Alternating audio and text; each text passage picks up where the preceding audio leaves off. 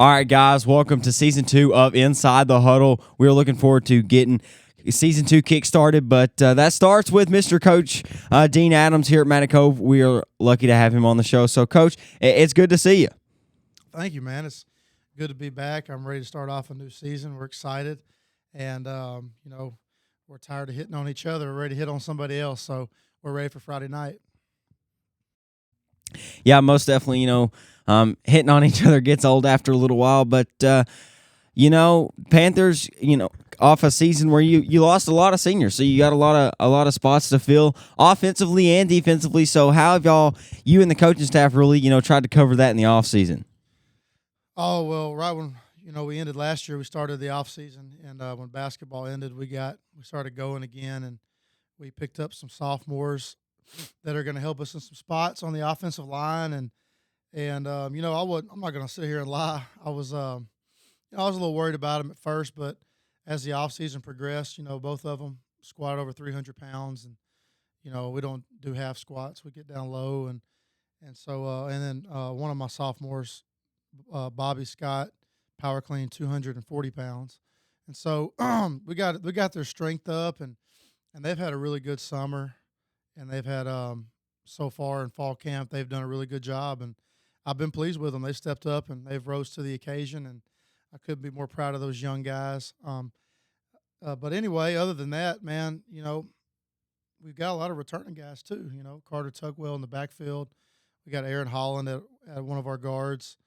Colton Sultan. We got Tanner McJunkins will be the center this year, and he's done a pretty good job as well. But overall, throughout the summer and last offseason, I've been very happy with our team and the camaraderie they have and the togetherness they have, and it's really been fun to coach. Honestly, I haven't had hardly any distractions. It's just been coaching, and that's what I love to do.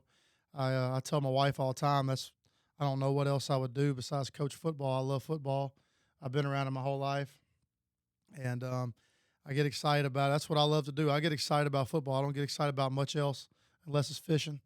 And so I'm excited about these guys, man. They really got a love for each other, a team bond, and that's very important when it comes to playing the game of football. So I wanted to hit back on one thing you hit there is, those sophomores having a good summer. So overall, how did you really evaluate your team like during the summer at team camps and 7-on-7 and that nature? Well, I've been impressed with them. We struggled the first team camp we had here at Cove, and it wasn't effort or it was stuff just the little things, like a step, a direction step or a contact step, or maybe a young guy not knowing his rule on the offensive line, and we got that corrected pretty quick. And after that, I've been really impressed with us in team camps. Now, we played the same teams in the different team camps we went to for the most part, and then in our scrimmage game, which we got canceled. Fountain Lake got a new coach, and he would have rather played a big shot than me, so he went down the road and played I can't use his buddy. They played Joe T. Robinson. Joe T. Robinson, that's yeah, right. Yeah. They let Nick Abrams run all over him. And so anyway, they canceled on me. The new coach called me, and he claimed that he'd been trying to get a hold of me and everything else, but I was told by the previous coach that schedule was set in stone, and we were good to go, and that wasn't true. I'm not a testament to their old coach. I believed him, but anyway, they canceled on me, so we were scrambling. I was scrambling around May because I set that game up February the 5th, and I was scrambling looking for a game, and thank goodness Spring Hill, Coach Smith at Spring Hill, he let us in their little jamboree type scrimmage. And it included them, Spring Hill, Smackover, and Foreman, and then, of course, us. And, hey, we got after it, man. I was proud of our kids. They executed on offense. Defensively, we made some mistakes early, and we got them corrected later. But for the most part, we had a very productive scrimmage, and we got a lot of good things out of it. So that's kind of a broad version of our summer, and team camp going into the season. So 2024 through 2026, you have the new conferences. The Panthers do stay in the 3A4, but you have two new faces. You've got Cutter coming in; they're jumping up from 8-man with Coach Nick Finley over there, and then you've got Perryville coming in, who took the Panthers out of the playoffs last year, with the safety that tied the state record for interceptions last year. So, what are your thoughts on those two new faces in the conference?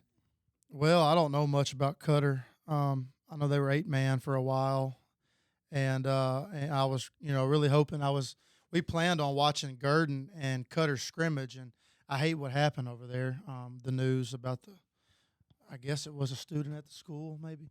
I hate what happened, and so they had to cancel that scrimmage, and so we didn't get to see either one of them, which, it hurt us a little bit in our preparation for Gurdon this week. It'd have been nice to have a scrimmage game, to look back at and get some clarity. We pretty well. We know them. We know what they're going to do, what they're going to be in. But it'd been nice to get some personnel and who does what well and all that fun coaching stuff. But they canceled the scrimmage, and so it'd been kind of cool to see what Cutter did and how physical they were. And I've heard they've got a lot of kids moving in to that area, and so. As a matter of fact, their coach was bragging about how many kids had moved in and kids he had gotten from other schools and all that throughout the last year. So it'd have been nice to see what they can do. But I don't know anything about Cutter. I do know Perryville's going to be pretty good this year. They beat our butts in the playoffs, and we didn't play our best game last year. We really went down on a downhill slide at the end of the year last year, and it wasn't all the players, the coaching. We could have done a better job as coaches to fix some of our problems and stay on top of some things. And I think we slid a little bit as well. And so I told the kids we don't need to finish the season like that this year. We need to fight weary. I guess that's my quote for the year. When you're weary and you're tired and you got to keep fighting, man. That's life. The good Lord made us to work 6 days a week, and that's not being taught anymore nowadays. We're telling these kids now that they need breaks, and it's just, it's things are just, that's why kids don't play in the summer anymore. It's so hot out there, they got to be inside, and they just need a break. They just do too much, and that's not true.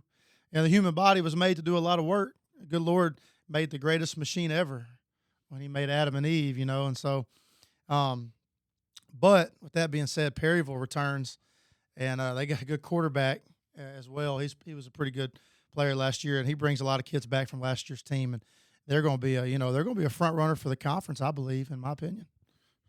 Yeah, I kind of have, the same thought. I really do think, Perryville can be a front runner. But, you look at the schedule as a whole, is there any certain, game? Obviously, you want to go week by week. Right now you're focused on Gurdon. But is there any, one you really have circled? Man, right now we got Gurdon circled. And that's just what every week's going to be a challenge for us. I tell the kids that, I said every game we play is going to be a challenge. We're not by any means the most talented team in the conference. We're not the fastest team in the conference. We have to do things right. We got to do our job. We got to do what we're coached to do. We got to do it every snap. And we got to force some turnovers, and we can't turn the ball over. And so right now, for a long time, Gurdon has been circled. And I've got a lot of respect for their program, what Coach Jackson does over there. An old school type coach, and he's had a lot of success there. He's been there for 9 years, I think 9 years. As a matter of fact, when I was an assistant coach at Rison, we played them my first year there. We went to the state championship game and got beat by McCrory by 4 points. Well, that year in the playoffs, we got a bye in the first round, and Gurdon won their first round game. And we played Gurdon in the second round at home, and they had a running back named Jackie Harville, and he was good. And Gurdon came down to Rison and should have won the game. Matter of fact, that night, Rison, we had to convert 2 fourth downs. One of them was 4th and goal, and if they stopped us, Gurdon won, and we scored to win the game. But man, they were physical. They out-physicaled us that night, and hey, that woke us up. That year we won quarterfinals and semifinals pretty handily, and they got our attention, man. And they're just well coached, and I know how he is, and he's a hard nosed coach, and he makes his kids do right, and they're coached up, and they've got a really really really good defensive tackle that I don't know this 100%, but someone told me he was going to Harding University. I'm not Yeah, King is committed to Harding as okay. of 2 or 3 weeks ago. Yeah. So I mean that says enough for you right there, you know. And he's a great player, and he's a big, strong kid, and he could cause us problems if we don't do what we're coached to do. So that's what we got circled right now. We're ready for it Friday night. We're excited. Most definitely some excitement in the air, back to Friday nights. But I appreciate you being on the show this week, and good luck against Gurdon this Friday night, and then we'll talk again next week, Coach. Hey, thank you, man. I appreciate it. That right there was Coach Dean Adams, the head man here at Magnet Cove. But before we get into our guest this week, I wanted to shout out our sponsors. That is going to be Razorback Camper Sales over on Albert Pike Road in Hot Springs, the longest family-owned and operated RV dealership in the state of Arkansas. Great folks over there in Hot Springs. So I really appreciate their support. Their second year in a row for supporting us here on the pod. And then Hartzell's Farms and Excavating. Mr. Vernon Hartzell has definitely been a support throughout us covering high school football here in the Inside the Huddle football studio. So it is great to have him on board. But our guest this week is a man that is making a name for himself. He's got this small number of 11 state championship rings. They're all at the same school. He tells the story about how he got all 11 state championship rings at Greenwood High School. So this week, we're going to talk to the head man of the Greenwood Bulldogs, the defending 6A state championships. They're on course to absolutely have a wrecking time in 6A again this year. So here is what Coach Chris Young had to say. So how's things up in Greenwood going?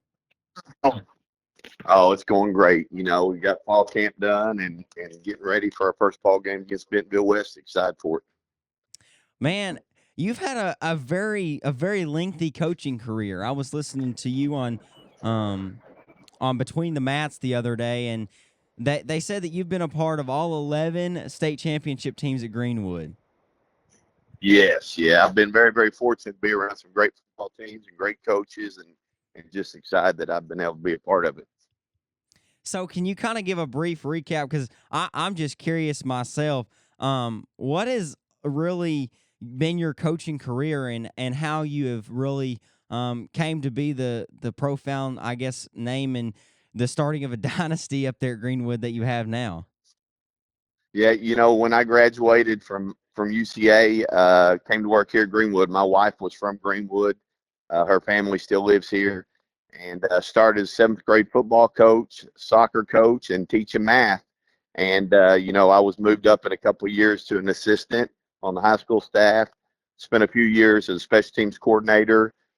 Then I was the offense coordinator for Coach Jones for about 12 years here, and then been the head coach now for 5 years. So it's the only job I've ever had. Been a little bit spoiled. I don't think there's a better place to coach high school football than Greenwood. And, just lucky that I've had that experience. Yeah, that's crazy. Being your only job out of college is now where you call home. But man, you're loaded this year. I'll go ahead and tell you, you have got some talent, but you had quite a bit to replace too. So how are the Bulldogs looking this year? Yeah, looking real good. You said it on offense. We've got a lot of kids back, that a lot of Friday night experience. Obviously it starts with our quarterback, but really excited about our wide receivers and our offensive line. And I think when you can bring a quarterback back with that many playmakers around him and a great offensive line, I think it gives you a chance to have a good football team. Most definitely, and I wanted to hit a little bit on that quarterback. Kane gets a lot of coverage. When you play almost the entire season with a bat basically on your arm all season last year, man, that was crazy to see how he did that. But can you get a little bit more about him? And then, his brother, me being a brother myself, I can imagine the competitive nature between those two at practice, at team camps and stuff of that nature, just from the brother mentality they have. Yeah, Kane's a special talent.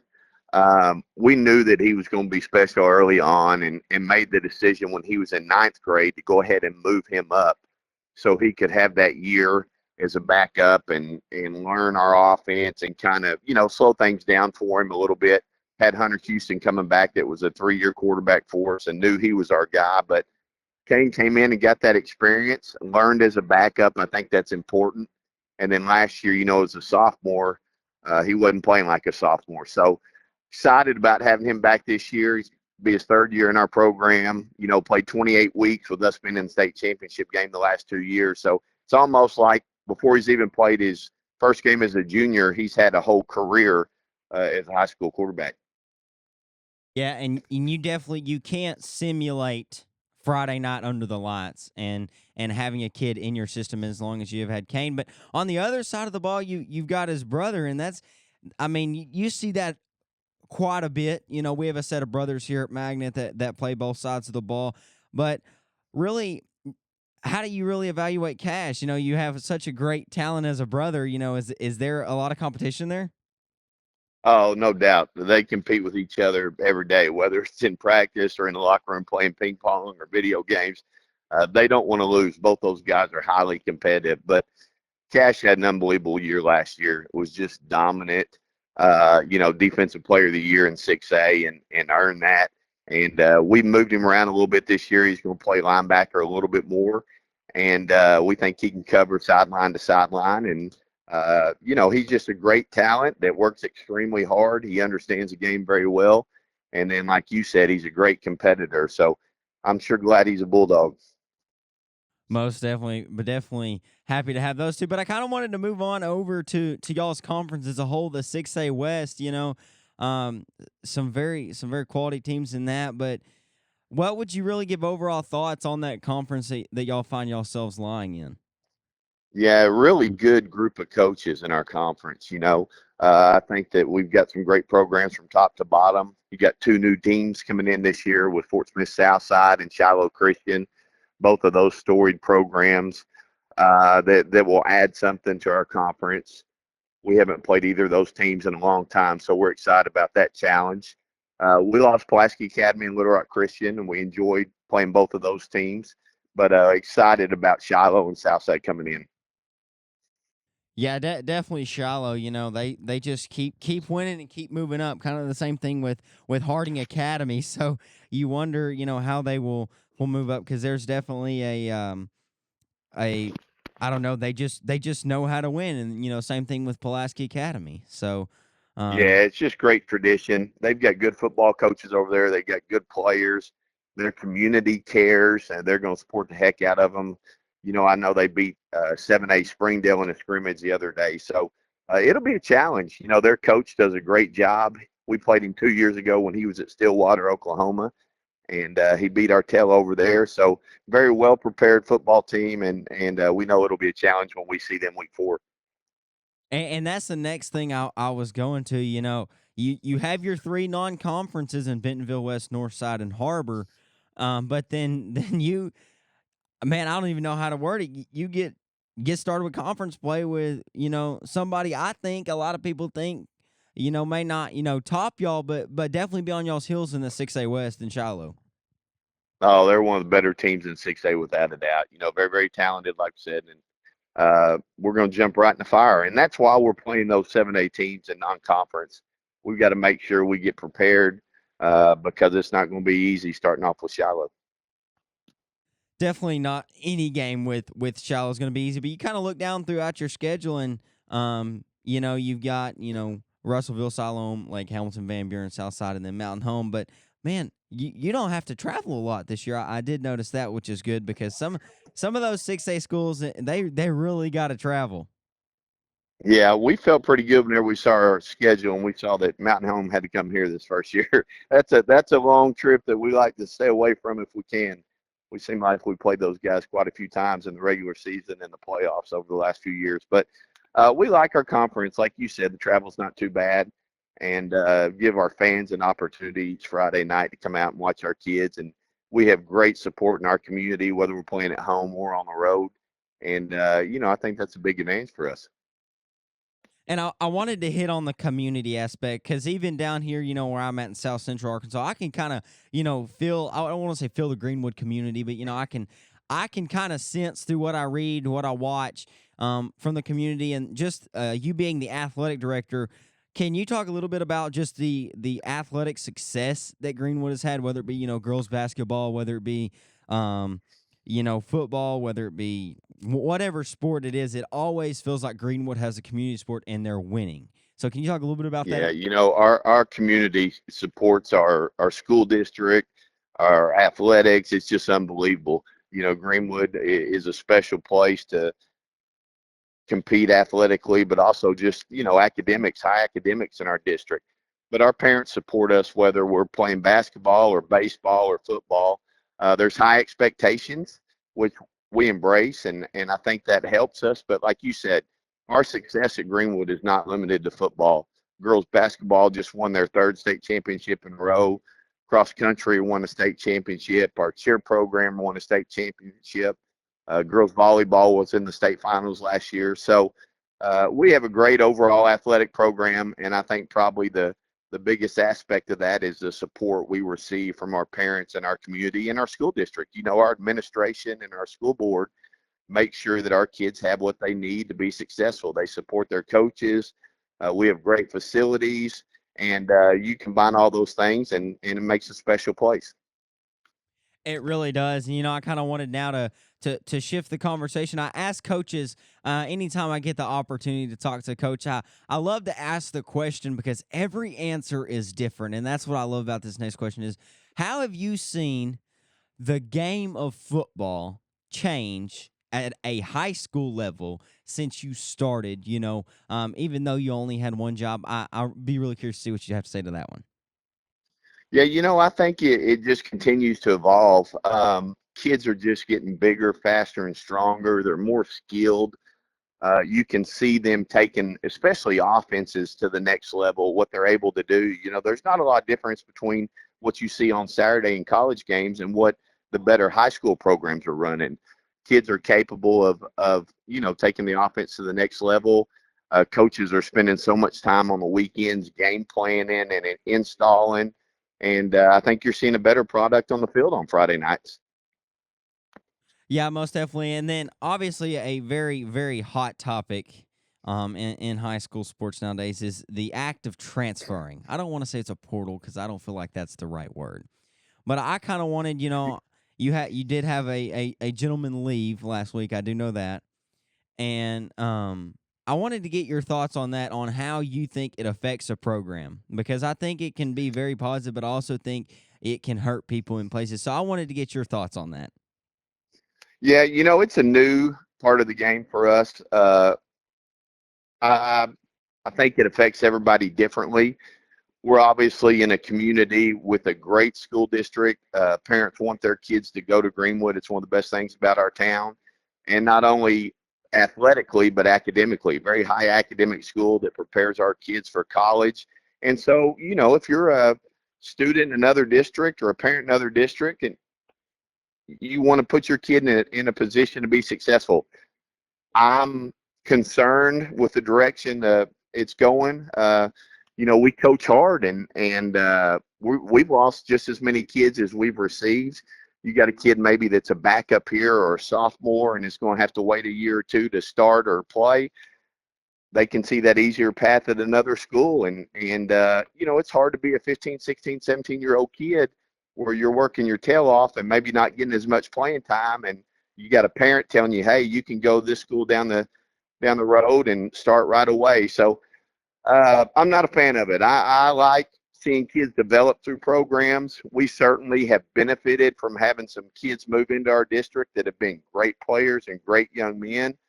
But I don't know that it's going to help athletics overall on a statewide level when kids can kind of go where they want when they want.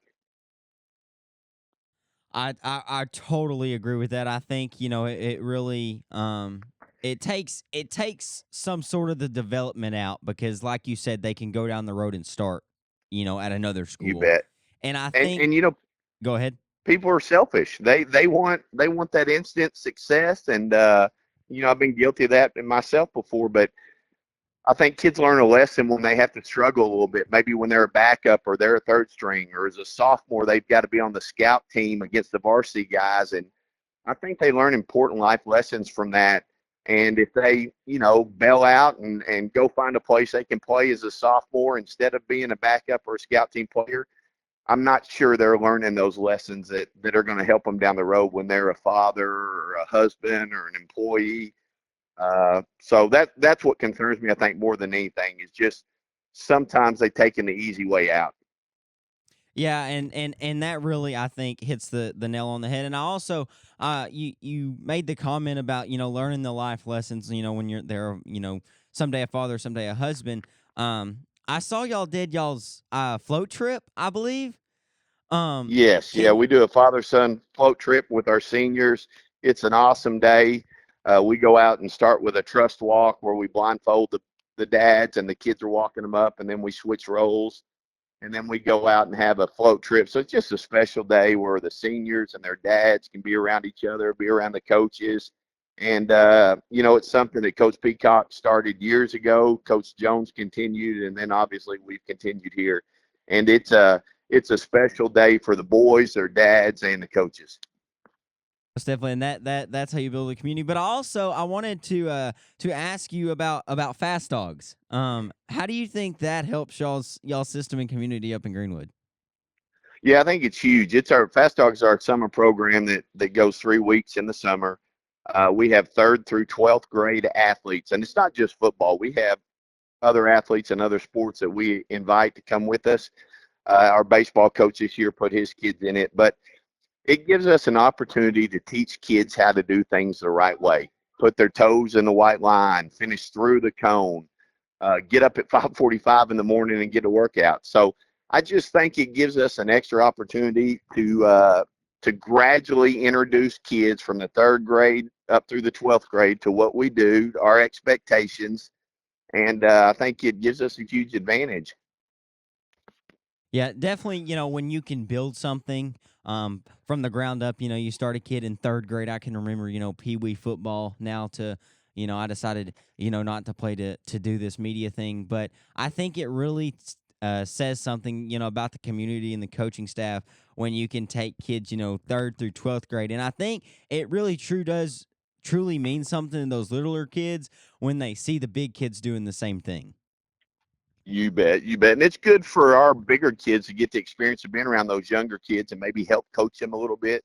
We've got a great youth program here called the Pit Bulls in Greenwood.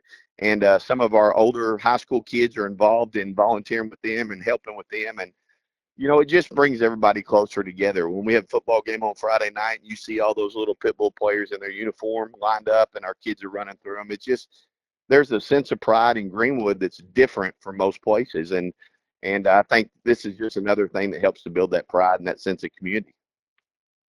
It definitely does, and you can't have that sense of community. You can't simulate, and you can't make it artificial. And I think like you say that image of the high school players running out and the pit bull players standing in between on the outside as the high school players run through. But there is a lot of, I don't know if hype's the right word, but Max Preps has y'all ranked as the number one team in the state of Arkansas. How do you control the outside media influence and hype and popularity that goes around Greenwood and get your boys to focus and play a game on Friday night?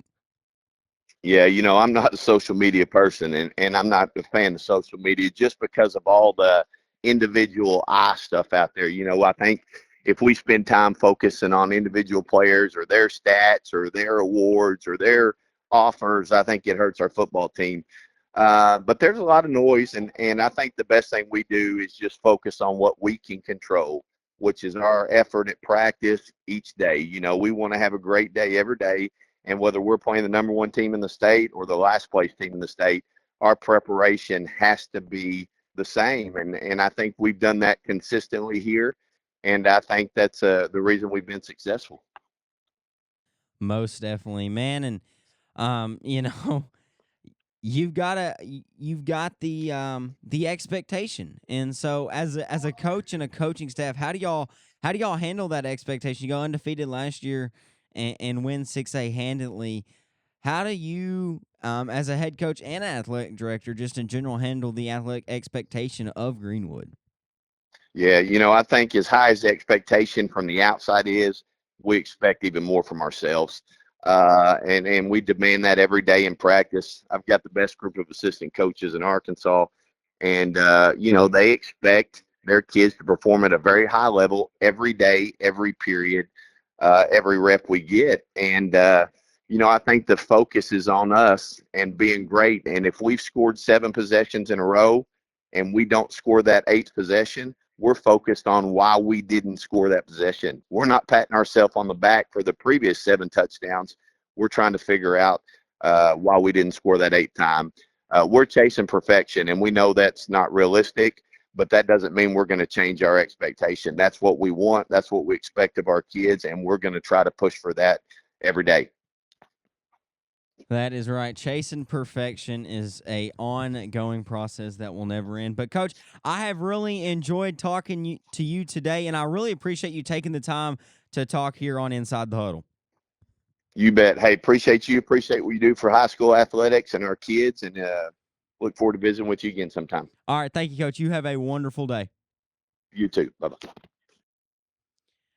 All right, guys. That was Coach Chris Young from the Greenwood Bulldogs, the head football coach up there and the athletic director. It is great to be talking high school sports again, but that's going to wrap it up for episode 1 here on Inside the Huddle. I want to give one more shout out to our sponsors, Hartzell's Farms and Excavating, and then Razorback Camper Sales over in Hot Springs. So I appreciate y'all tuning in, and I will see y'all next week on Inside the Huddle.